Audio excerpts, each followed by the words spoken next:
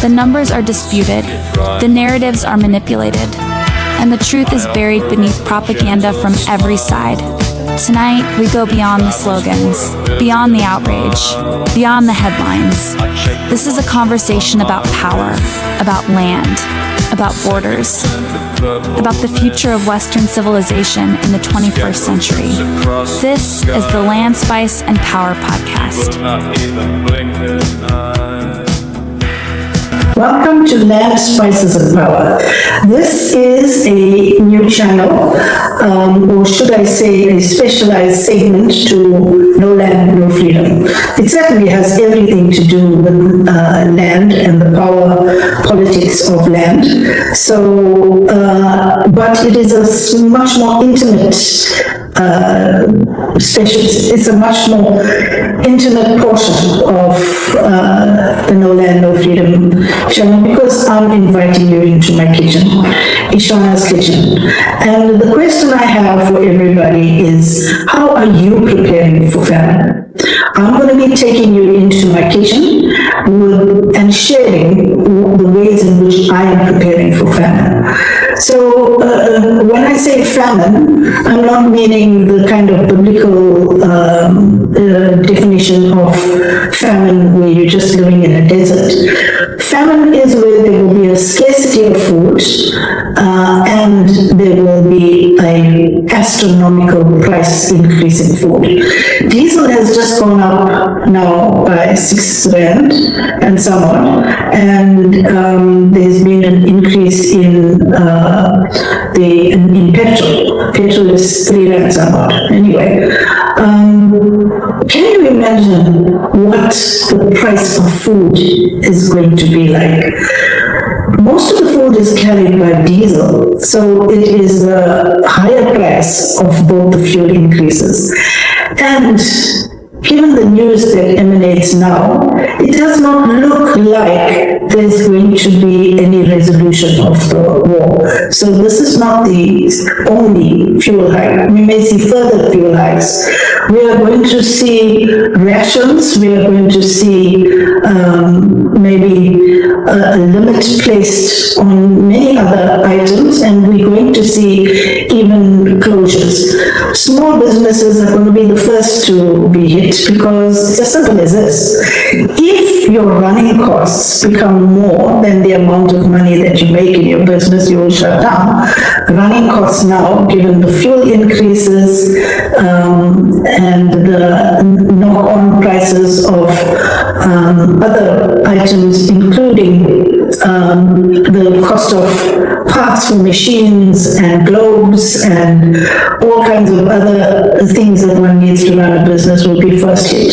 So that brings us into stagflation, is where unemployment increases as if we don't have higher unemployment enough. So our unemployment is already unbelievably high. It's intolerably high. Then you're going to have inflation, because you're going to see interest rises as well, and that's what you call stagflation. That takes us into recession, and many predict that it could be a depression that comes thereafter.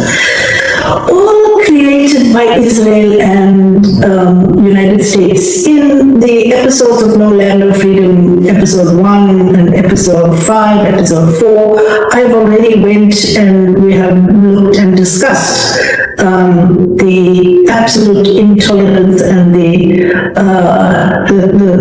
total injustice on humanity caused by these two countries. Just because Israel wants to create the Greater Israel Project, and basically are land thieves. That's what they've done in Gaza, and that's what they're doing in Lebanon. They've already taken a quarter of Lebanon and stolen it, and they want to conquest, and they want to basically eradicate the whole of Iran. Trump has said, blow them to the beginning of civilization. And while he comes up with peace talks, fortunately, it looks like Iran is now clever for the US. They cannot be trusted. It also has become quite clear that the ceasefire period was only used, we were correct in predicting stating that the ceasefire was used for a restock and refit and refurbish. So that's what it used for. Restock, refurbish, refit of arms, of missiles, of new and advanced AI technology, because the industrial military complex has realized that they don't have superiority. They don't have air superiority, they don't have missile superiority, they have nothing. So, and that is why they can't get closer to than 3,000 kilometers of the Iranian coast, which makes their whole proposal, their recent one, which is called Operation Freedom. They've come up with Operation Freedom, and they say they are going to escort the ships stuck in the Hormuz Strait. What nonsense is that? The Hormuz Strait it's not within the USA's jurisdiction at all. So why do you want to go and free people that you have jailed yourself? You have jailed those ships in the Hormuz Strait by your invasion, by your attack on Iran. So basically you cause the fire, and then you say you want to go and put it out, but you're not actually going to put it out. You're going to go there with more arms and more ammunition to restart the war. So Iran has hit back several oil installations in the Gulf countries, and that's what Iran said it was going to do, so it's done that. Iran said, if you come near our coast and if you want to further involve yourself in our sovereign territory, bearing in mind that the Strait of Hormuz is just 30 kilometers and falls within the territorial governance of both Oman and Iran, they have no business there, especially being the aggressor and especially being the lapdog of Israel. So Iran did what it said it would do. It would fire on any military vessel, any U.S. military vessel entering the Hormuz Strait. So the moment there was a warship coming into the Hormuz Strait for this Operation Freedom to escort vehicles stuck in the Hormuz Strait, Iran did fire onto. They did what they said they were going to do. They fired onto that vessel. Iran also said that any further aggression on us would mean that we will attack. We want to attack America, but we will attack your bases and we will attack the Gulf countries. So the UAE has had their oil refineries hit as we speak, and that's going to cause a further choke on the supply of oil in the world. And I've already gone into fertilizers, helium, jet fuel, paraffin, the many byproducts created beside petrol and diesel from the processing of the crude oil. So that leaves the entire world in a crisis, and the crisis is being seen very, very strongly. It's now patent. And Spirit Airlines in the USA has folded. Europe has had airports grounded to a halt, restriction on flights, and that's what I was talking about, rations and restrictions. So commercial traffic has already halted. I'm going to post a link to this video here to show you a video I took of the 360 degrees coastline from Shlanga and Belito, where you see not a ship in sight. And I took that from a relative's house, and I asked her, is this normal? And she said, no, it's not normal. Ever since the Hormuz Strait issue, there are hardly any ships that come in. So we will not see the effects right now, but they're coming to our shelves. The food on the shelves now has been made last year. So that's been made, manufactured during the time where aluminium and iron and metal were freely available, as well as various other chemicals, etc. Remember that the cans and the bottling, as well as plastic, comes from China. So what do you do when there's no more cans to can your baked beans and to can many other items that are on the shelf? You will see products disappear from the shelves, as well as many other items in food. So that happens, but I think that we kind of late into this crisis. You see in Thailand, you see in India, you see videos of Australia and Europe and all over the world, you see that they've already gone into the situation of scarcity. We get a large amount, I think it's 40% of our oil comes from Nigeria. So thankfully Africa, and what we do know is Africa does have all the resources that is required to manufacture anything. I mean, cobalt is here for batteries, manganese is here. We've got everything. We can make cars, we can make ships, we can make planes, we can make the military industrial complex does not have to be only in the USA.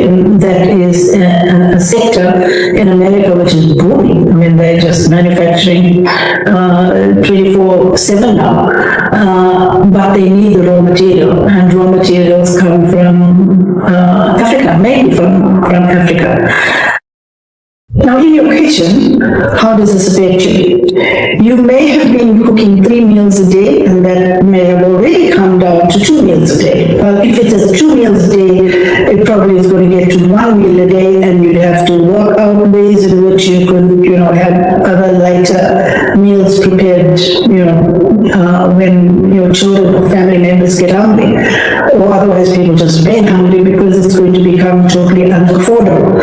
Now, what also affects you is the way in which our food industries, and that's why the name of this sub-segment, so to speak, at the end has got power. There's a lot of power and power politics to food. And one of its main things is the fact that everybody they steered and they are forced into only one direction, and that is into the stores. And here, the retail stores, the top 5 retail stores, which is Pick n Pay, ShopRite, Checkers, Spar, Massmart, which is Macro, and Game, those are a huge financial interests. They are absolutely massive. And just to break it down to you, to show you what it really means, let's assume that 30 million people a day in this country are going to buy their food there because that's where food is purchased from. That's the design of the system, that you go there to buy even your spinach, your bread, anything that you require. They have made it so by putting in bylaws and preventing people from developing small businesses from their homes and their yards and from their small little farms. They made sure that everything must go into this area. So coming back to this, 30 million at 200 rand a day. It comes to something like 60 trillion a day. That's the amount that all poor people put into the system. And in episode 6, Honorable Prince Zwelakhe Mthethwa, he said that if black people, and by black people I mean Indian, colored, and African, if black people withheld the economic power from these 5 retailers, from the big 5, for one day, they would collapse. No wonder. If you have a look, and if that figure just shows you what it is, and I think I'm being conservative by saying 30 million a day at 200 rand a day, because there may be days people spend 50 rand in those stores, but there are other days that they spend 400 and 500 or 300 and 350. So that just goes to show you how much of money they make and why you are prevented from taking power back into your hands. So when in about 3 months' time, I will also invite you into my garden, because my garden has just begun now. This is the beginning of a season where things are grown in my garden. And it's going to be fascinating to see and to show you how much of food is going to be grown in my backyard and how much can be manufactured in my kitchen. And basically that is to show you the same can happen in your kitchen. And so I'll be doing a lot of canning. Canning, basically, you just need a bottle of bottles, and you need heat, and you need a few items where you can can anything. So when you have fresh produce, like carrots, or peas, or beans, or onion, or anything, you can can them. Even meat can be canned, and that basically is to cater. It can be frozen as well, but in this period, it may become a reality that the grid will go down. So if the grid goes down, you don't have electricity, or maybe you just won't afford to pay electricity, because all the money you earn from your job is going to go for transporting food, and that may not even be enough just to do that. Anyway, so we'll be teaching you. I have learned, so I will pass on what I have learned. Canning, we'll be looking at manufacturing the same things that are there in the supermarkets, but manufacturing it in a healthy way, without preservatives and without chemicals. So I will be showing you how I make my yogurt, how I make feta cheese, cottage cheese, many other items that can be bought. So in other words, every person becomes producers. When you become a producer and not a consumer, remember the system wants you to be a consumer and take all your money and go there to the retail sector. And we have power in our hands. We need to take back this power, and we need to basically revolutionize our way of life, our way of thinking, our patterns of eating, our work habits, all of that. And while Kailasman was one of the people who shut down the sectors of, I don't know, older people will remember the days when you studied woodwork and metalwork and housekeeping and homekeeping and cookery and gardening, where lots of skills were learned in school, and it was carried through into the FET college.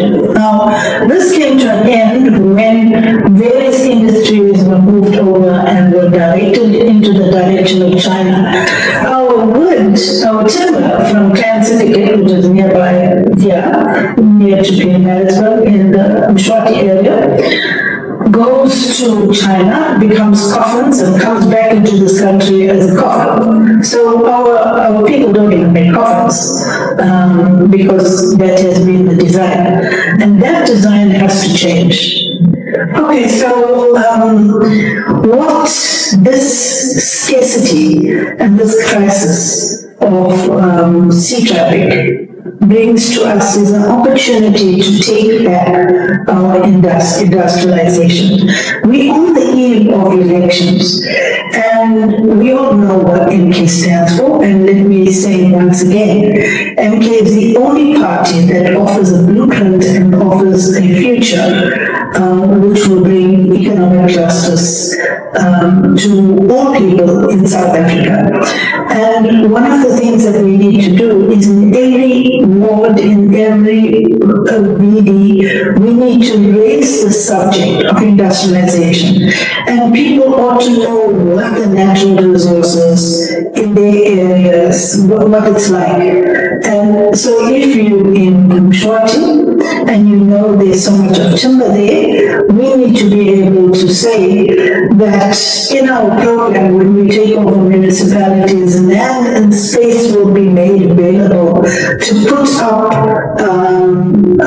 mills, to have timber that is created, and then to have the processing plants nearby And so the space needs to be made for that.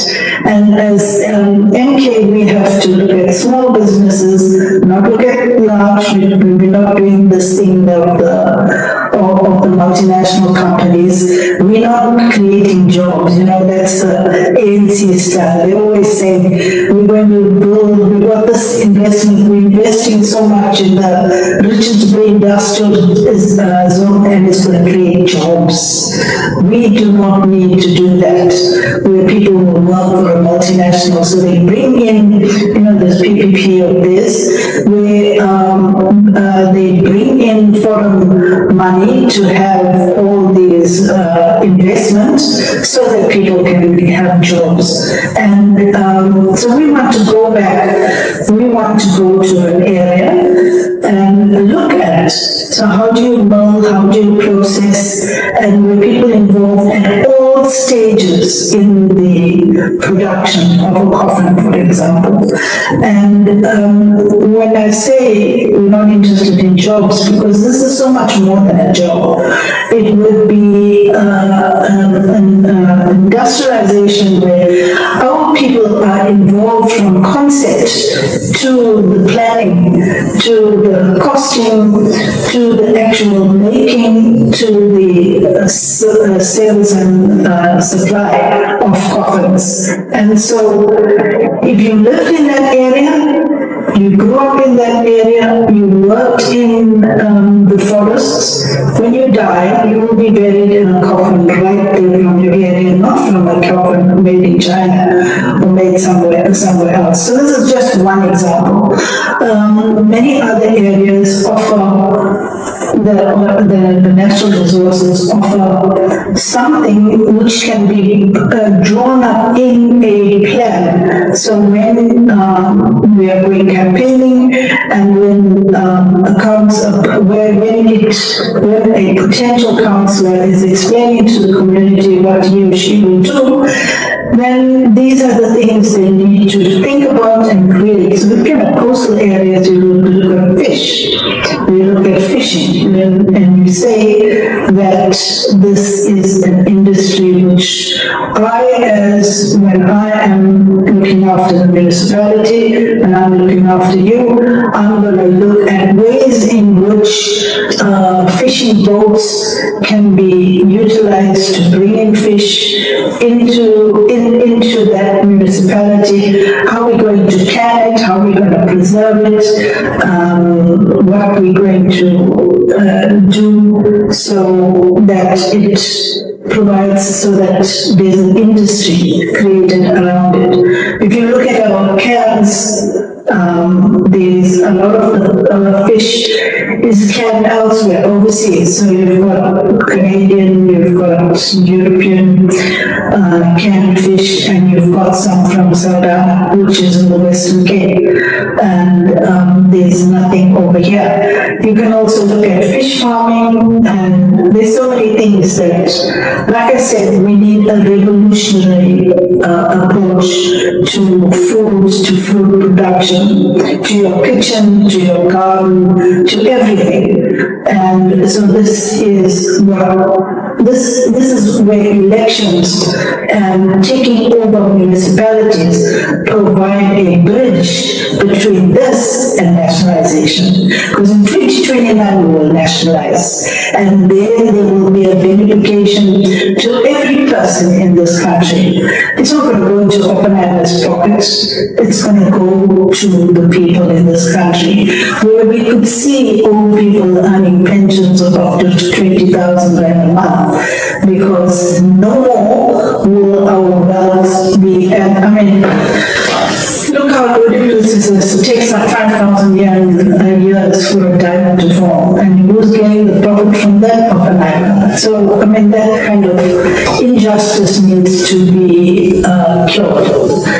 Now, when you look at why these wars and why there are these choke points, and why specifically the price of fuel has gone to 327 per litre and 6.19 rand per litre of diesel, let's call a spade a spade. All the wars and conquests and choke points which have been inflicted on countries of the South, and has been by the USA and other first world countries. The wealth that they have is from the countries in the South. So, why was Venezuela invaded? Well, the president was kidnapped, called an invasion for the oil. Why was Iran invaded? For the oil and to create a stranglehold, to build a stranglehold over the world for their purposes, whether it is for the purposes of economic reset or it is for changes in the geopolitical balance of forces. That's for another conversation. So when we look at South Africa, when we see South Africa, we were colonized in 1652. We all know what happened in 1652. We know what happened to our land in 1930. We know apartheid, and then we know Odessa, where our freedom was sold, and no transformation regarding our economy took place. Look what has happened since then, and especially since 2017. 2017 was when Cyril Ramaphosa traded governance over this country, governance over our economic resources, governance over our municipalities with the billionaires and with the powers in the West. So we have, they are clearly in this country. Again, they already came in 1652 and they have come since then. But we have every billionaire and every European, as well as Australian and Chinese, and you've got all the oligarchs and all the billionaires having a free rein by virtue of having a captured governance over our country and our municipalities. Let's take Club Med. It's a recent investment that was, it will be opened in July this year. It's a 2.5 billion rand investment. Who is Club Med? It's a French company, people. It's a French company. But watch how billionaires work. You think they have a lot of money. No, it's not like that. What they've done is they have sourced the funds from South Africans. South African investors have given them the money, the 2.5 billion, to invest in this Club Med. Now the 2.5, I used the example of seeds in another podcast somewhere, and saying if you have 2.5 billion rand of seeds, I'm just using the example of capital. Capital always gives you income and it multiplies. This is how capitalism works. So capital of 2.5 billion is going to give massive returns. The massive returns do not go to the people. The massive returns go to the shareholders. And I've already said they are French. Club Med is a French company. They are Chinese investors and they're South African from the 1% billionaires who own this country. And they are the shareholders there. And what do our people get? The people in Kwadakuza and Ilende, they get jobs. That's all. Now let the people of Kwadakuza go to the same investors and say, can we borrow the money to make a canning factory so that we will catch the fish, or we'll grow catfish and we will can the catfish for production. Let them do that. Do you think they're going to get that loan? They will never get it, because that is the design of this country. So right now we have, I'm talking about KZN, we have the French and we have various other people who are involved in who are basically making profit from the resources, from our land, from everything, and they don't do small. If you get your yogurt making home-based production in your kitchen and you sell to the community, you're not making those millions that they make. and neither are the profit margins so high as they are. You have Bala World, which was sold. It was a publicly traded company, and at the beginning of this year, a Saudi company, what is it called correct here? The Zayed Group, yes. The Zayed Group is a private company. And the Saudis bought Bala World. Bala World makes Caterpillar, for example, you know, those moving machine, and there's they involved in the motor industries, etc. They are producing and supplying many countries in Africa. It's huge, and it is not. What do South Africans get? They get the jobs. So you will hear our Premier Tamim truly say proudly, and you will also hear our MEC for Transport, Duan, proudly saying we are creating this number of jobs. We are creating these jobs. We are creating these jobs, which is basically a cycle of poverty. You will continually commit people to poverty because there is no transformation, and no transformation can ever be trusted in their hands. Don't even talk about the Western Cape. The Western Cape is gone. It is gone. The USA can come into this country and do type over Muizenberg Beach. I mean, can you imagine how many gates were lifted? Because ordinary people, if they have to go into another country, in a previous episode I've already gone into this.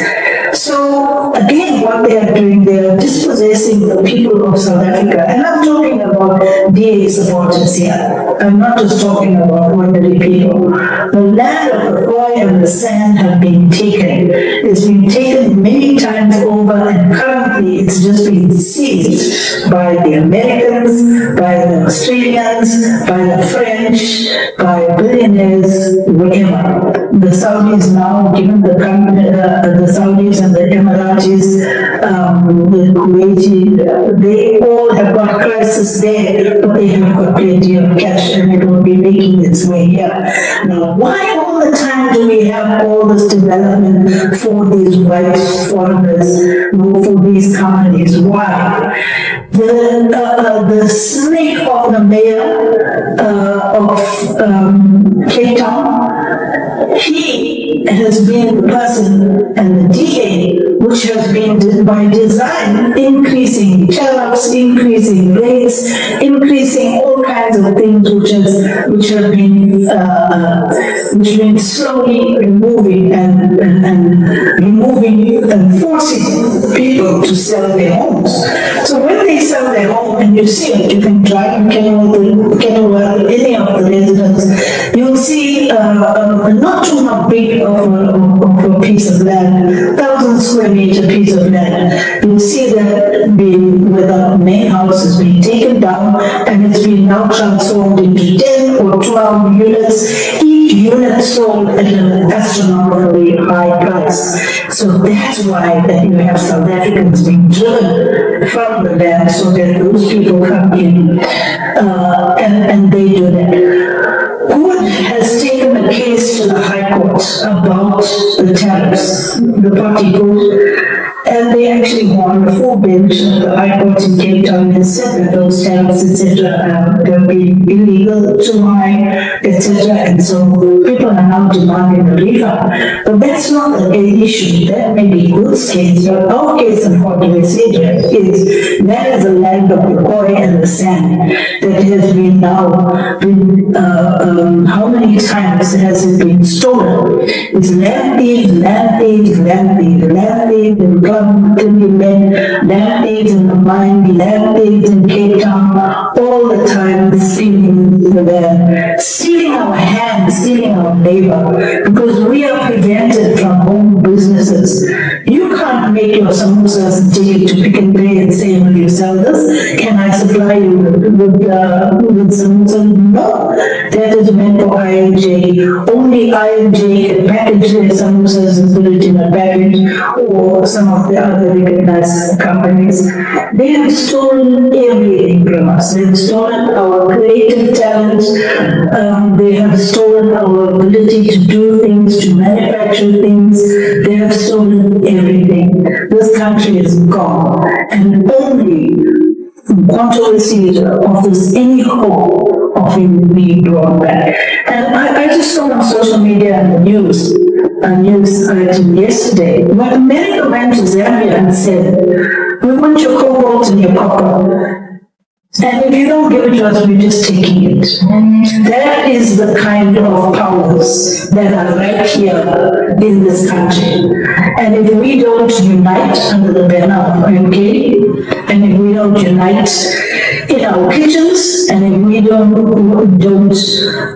reach into our talents and into plans and ways in which we can prosper and take back so much that they've stolen from us, we are going to find the next period and the next couple of months, if not years, incredibly difficult to live under.